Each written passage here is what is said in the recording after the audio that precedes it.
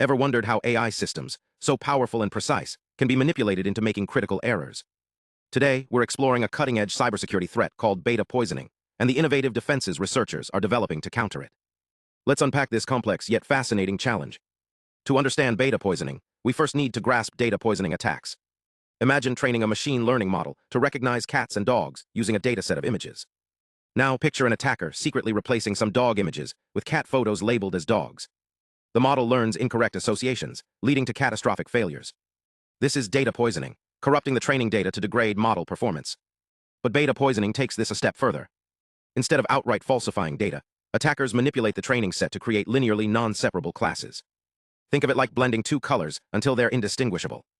In machine learning terms, this means the model can't cleanly separate categories, like confusing a cat with a dog, because the boundaries between them become blurred. The result? A sharp drop in accuracy, often without obvious signs of tampering. Here's the twist. Data poisoning doesn't rely on complex mathematical attacks. It uses a heuristic strategy, an intelligent, efficiency-driven method, to generate these ambiguous samples. This makes it particularly effective against simpler models, as it exploits their limited capacity to discern subtle patterns. So how do researchers fight back? A recent study tested 4 defenses, each targeting data poisoning's unique characteristics. Let's break them down. 1. KPB-KNN proximity-based defense.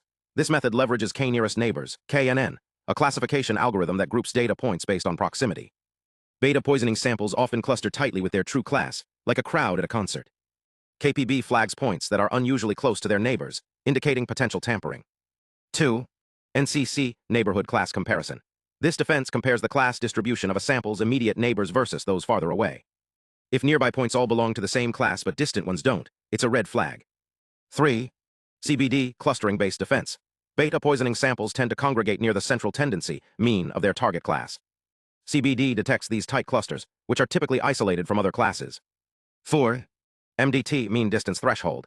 Similar to CBD, this approach uses a distance threshold. If a sample is too close to the target class's center, it's flagged as suspicious. The results? Remarkable.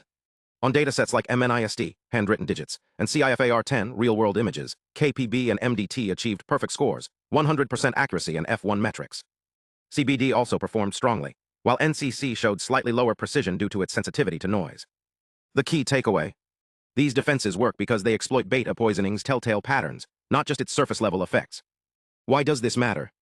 As AI becomes the backbone of critical systems, from medical diagnostics to autonomous vehicles, ensuring their security is non-negotiable.